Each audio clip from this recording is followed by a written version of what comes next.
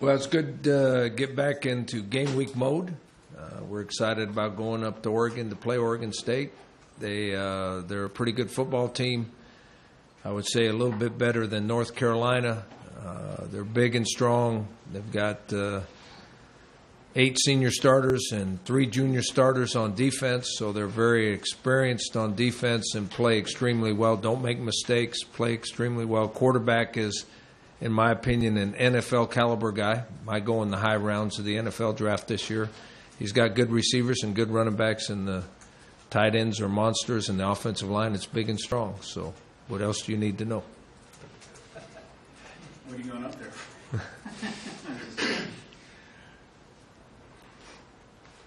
Rocky, all that said, how are you preparing for all that? We prepare like we always do. I mean, we try to put a game plan into place that will give our players, if they execute the game plan, give our players a chance to win the game. And I think we have a good game plan on both sides of the ball, and our players are excited about playing. Now we have 2 hard practices to go yet this week, but we'll try to polish up the game plan and then go up there with the right attitude and do the best we can and hopefully come back with a win. Rocky played them really well for 3 quarters plus last year. What did you guys do well last year? And I know the caveat is they made a ton of mistakes and penalties, I think 12 in the first half or something. So, but what did you guys do well last year? Yeah, I don't remember much of last year's game. Win or lose, I kind of forget. Now I know it was a good game and it was close all the way to the end.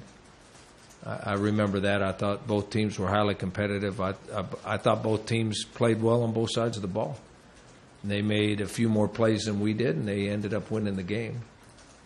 I don't remember great details about games from last year. So, in a game like this, when you played them last year, then how much film do you watch from last year's game relative to just what you watch of their first 2 games this year? I assume it's more of this year. Well, during the summer we watch for our first 4 opponents. We watch every game from last year. So we watched every game that they played last year. And this week we've just watched the games that they've played so far and our game from last year. When coaching staffs don't change, a lot of the same thoughts appear on both sides. I mean, they'll have some of the same thoughts about us. We'll have some of the same thoughts about them. And then obviously they will change their game plan to try to take advantage of some of the things they found out about us last year, and we'll try to do the same thing. And they've got a good, experienced coaching staff, too, that they'll make some adjustments, and we'll make some adjustments, and then we have to adjust during the game when we find out what those adjustments are. Yeah.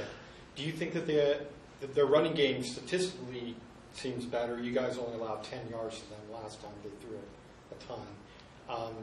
Do you feel like their running game is better this year, more formidable? No, I think that last year, if I remember right, we got ahead. Yeah. So they have. And so they started throwing it more. In a game that's close throughout the game, I think they will run it and try to be a 50-50 team just like us. And they're running the ball really well this year. I mean, they've got 2 running backs that are sharing the load, and they're running the ball well. Rocky, it's been a long time since this program's beaten a Power 5 school on the road. I'm not sure if you looked at the history or concerned with that at all, but to take that next step for this program to advance, how critical is achieving something like that? I love this question. The history of that means absolutely nothing to this football team. Most of that history is ancient history, and the kids in this program don't know anything about it, or do they care about it? So other than fans that have been following San Diego State for a long time, and we love those fans, to our football team, it doesn't make a darn bit of difference. All that matters to our football team is we're getting ready to go play a pretty good football team on the road. We're going to do the best we can and try to come back with a win. Other than that, it doesn't make a darn bit of difference to our football team. Tougher than the rest, I think, has been a mantra of you guys this season. I don't know if you'd had North Carolina, but it was right there for the taking. These close games on the road, if it's right, if it's coming down to the wire, How much does that breaking through reflect your mental toughness? How I'm not sure if that makes sense. I don't. Yeah, I get what you're getting at. Yeah. I don't know if that's been our mantra. I don't know where you got that mantra, tougher than the rest. Where'd that come from? I feel like I don't think that's on any posters or anything else. But I think that when you play on the road, it's more difficult than playing at home. I believe that. If you look at our record over the last couple of years, we normally play well on the road. I believe that we're going to go play well this week. Does that mean we're going to win? It's going to come down to who makes the critical play at the critical time. I don't think it has anything to do with who the tougher team is or anything else. It's the team that executes the best and plays the best. And I thought the last time we were on the road that we played well most of the game. There was times we didn't play well, and that cost us the game. So hopefully we'll play well when it's critical this time around. Is that something that can be corrected? Like you say, you played well most of the game, but not all the game last week, which is similar to what happened a year ago against Oregon State. So does that become frustrating that, oh man, we're playing well for 3/4 of the game, but not enough to finish them off? When you have a bye week, you get to watch a whole bunch of games on TV. And guess what? There is very few trends when it comes to that. I mean, you can bring up that we lost to Oregon State last year at the very end of the game, and that's very frustrating. It is. It's very, very frustrating. But guess what? We were in 4 overtime games and won 3 of them. So that means we executed pretty darn well at the end of games several times. Not every time, but several times. And when you watch 30-some games on a Saturday afternoon, guess what? Even the teams with big-time reputations at times don't play well at the end of the game, and they lose. And teams that don't have the same reputation, they play well at the end of the game and win games they're not supposed to. So I don't think there's a trend, or I don't think it matters to one team or the other. When you get toward the end of the game, you have a chance to win. Sometimes you make the plays, sometimes you don't. Just like the Chargers. Sometimes they make the plays, sometimes they don't. Just like every football team in the world, from Little League all the way up through the pros. I guess, Rocky, to Matt's point is, but at one of these times... Yes, it's going to happen. One of these times it's going to happen. And it's going to happen while I'm here. Is that the answer you want? Because that's the answer you're going to get, and that's what's going to happen. It's going to happen sometime on the road. We're going to beat a team that we're not supposed to, but we already have done that. But nobody gives you credit. You guys don't give me credit for that. I remember our team going to Boise when they were ranked 19th, and that was on the road, and we won that game. Does that not break the trend? I mean, you know, a 19th ranked team in the country, I guess that's as good as any non-ranked Big 5 team in the country. That's what I would guess. But I mean, you can slant the statistics any way you want to slant the statistics. And if it's a Big 5 team you want us to beat on the road, that will happen before I leave here. I don't know when it's going to happen, but it's going to happen. So, I mean, to your point, I mean, I think the people sitting in this room understand the Boise State wins and then the wins at Nevada. But we also are wondering what the nation thinks about San Diego State football. And obviously, you guys moved up well in Sagarin rankings after we did beating North Carolina. I don't look at any of those rankings. Did we move up? Yeah, by 15 good. spots. Good. But I guess I guess we keep asking the question because it hasn't happened with an Oregon State or it hasn't happened with the North Carolina, because we know you guys are beating Boise on the road and Nevada on the road, and you know what I mean. I mean, it's more of a, you know, what is the national perspective on San Diego State? I would guess you guys have a better handle on that than I do. I don't worry about our national reputation. I'm worried about trying to beat Oregon State, and that's all I'm worried about. And all I'm worried about is winning enough games to try to win the conference championship and get to a bowl game. I don't worry about our national perception or anything else. Do I want to be ranked? I'd love our program to be ranked, sure. But I don't worry about what they think about us in North Carolina or in Oregon. I don't care. I'm trying to get our team ready to play so that we have a chance to beat Oregon State. Sean Mannion, what, in your mind, when watching film on him and having seen him, what raises him to the next level? He's big and strong and has an excellent arm and is very accurate with the football. But the most, impressive thing about him to me is he never gets rattled. Things go bad, it doesn't bother him. He just keeps hanging in there and throwing the ball, and most of the time it's right on the money. Things are going good. It doesn't seem like he gets overexcited. He just keeps doing his deal and throwing the ball, and most of the time it's on target. So I've seen people get to him and knock him around. It doesn't make a darn bit of difference. He gets up, gets under center. Not all the time. Sometimes it's shotgun. But he throws the ball, and most of the time it's right on the money. So against a quarterback like Mannion who never gets rattled, is there a specific way you go after him? Do you try to pressure him into bad throws, or do you let your secondary sit back and try to beat the receiver? You have an experienced quarterback that I think is NFL caliber. You cannot do one thing more than the other. You've got to give the image that you're coming and bail out and play zone. You got to give the image that you're playing zone and try to put pressure on them with the blitz now and then. The great quarterbacks in this world, the only chance you have is to keep them off balance. And it still means when you play zone, you got to get there with the four-man rush. And when you blitz, you better get there before he throws it because it's going to be on the money.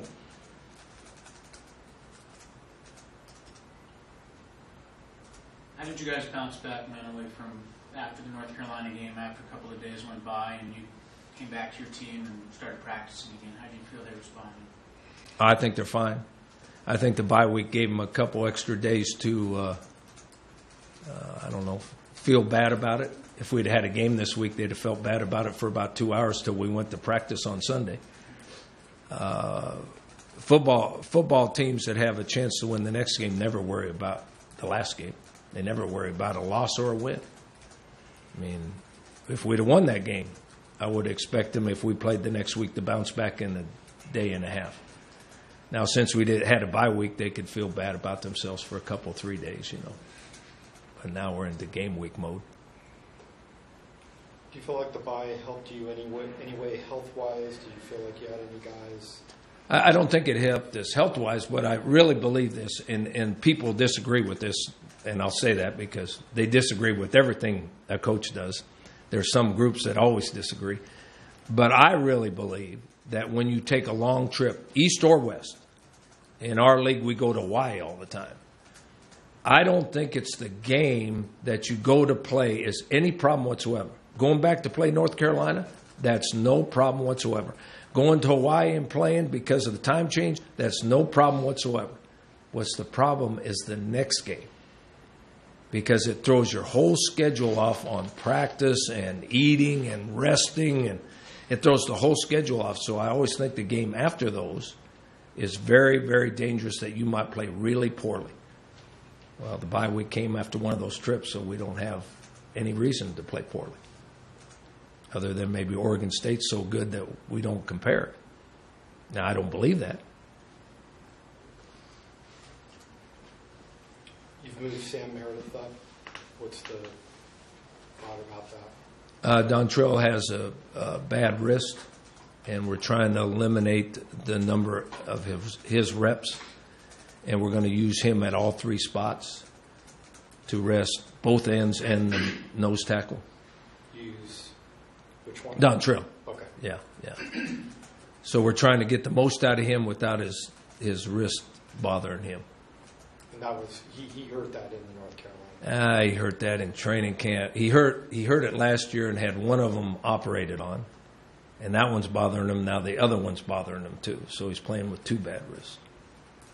How close would you say that Derek and Josh are to being back to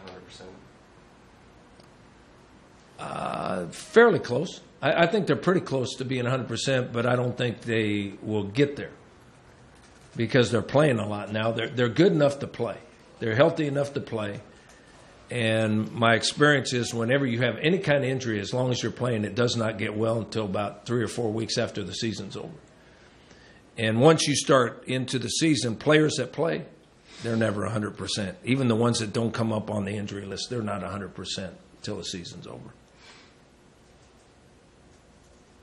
And Rocky, you don't think, do the players have any thoughts about, we nearly beat Oregon State last year? Do the players have any thoughts of wanting to avenge last year's loss by winning this week? I don't think so. I mean, it's an interesting, as I grow older and I've coached longer, the players are completely different now than when I started coaching way back when. The win one for the Gipper is not anymore in existence. So them avenging last year's loss, other than having great respect for Oregon State, I think our team has great respect for Oregon State because how well they played and how well they came back last year. There's no hard feelings. The kids don't have hard feelings like that anymore. You know, you used to be able to play that card. You can't play those cards anymore. It's not there. Plus, they talk to each other over their phones, and I mean, they've got buddies on that team. You know, they want bragging rights, but they don't worry about next year. They don't worry about today. They just got to be in time for practice. That's all they got to worry about. They don't worry about practice being hard and it's hot. They don't care. They just show up and do what they do. Why do you think it's different today? Is it because they're friends and the communication? I think communication has a lot to do with it. And recruiting is so much different now than it used to be. Players didn't know each other. If you're from one school, you didn't hardly know the players on the other team. Now they're best buddies. They've played in 7-on-7 camps with each other. They've been on traveling teams together. They've been on recruiting trips together. It's not near the same. Do you think that extends to those traditional rivalries, the Ohio State, Michigan, and stuff like that, where it's not as intense among the players? I think there's some traditional rivalries that will never change. But the only time, the rivalries I've been in have been really good ones. Oregon State, I've been in that one. I've been in the Wyoming, Colorado State one. I've been in the New Mexico State one. Guess what? In the old days, that hatred lasted all year long. Now it lasts for 1 week. After that week's over, everybody forgets it and moves on. In the old days, it lasted all year. How many of your guys do you think could even tell you who the Gipper is or was? I'm glad you asked that. I'm guessing we have some movie guys that know all the old movies. There might be 3 or 4, maybe. I'll ask today. I'll ask today in the team meeting who knows who the Gipper is. In California, they might, right? Because he was governor and everything else and president and all that. Did they know who Ronald was? Yeah, I mean, they might not know he was the Gipper. They might not. Yeah. Or they know he was the Gipper, but they didn't know he was president. Yeah, maybe that's too. Also, yeah. Against Mannion, Rocky, with your safeties and their inexperience, is he kind of the model of the guy that's the most scary for this team to go against with its safeties being young? I don't know how to answer that. Yes and no. I mean, we've already played a quarterback that runs around and moves around and runs the spread. We did that last week. Right. Now this is more traditional drop back NFL type, sit in the pocket and throw it. And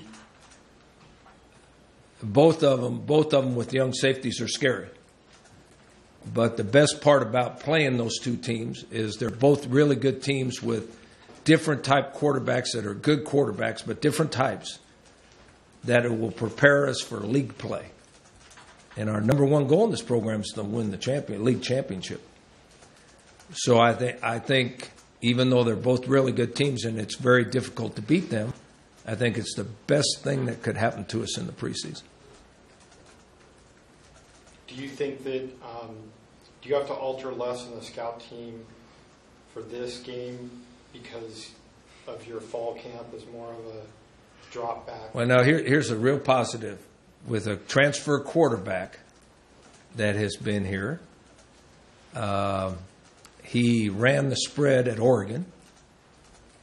Okay, so he showed us a good picture there, and he's a big enough and strong enough thrower that he can show us the drop back look too.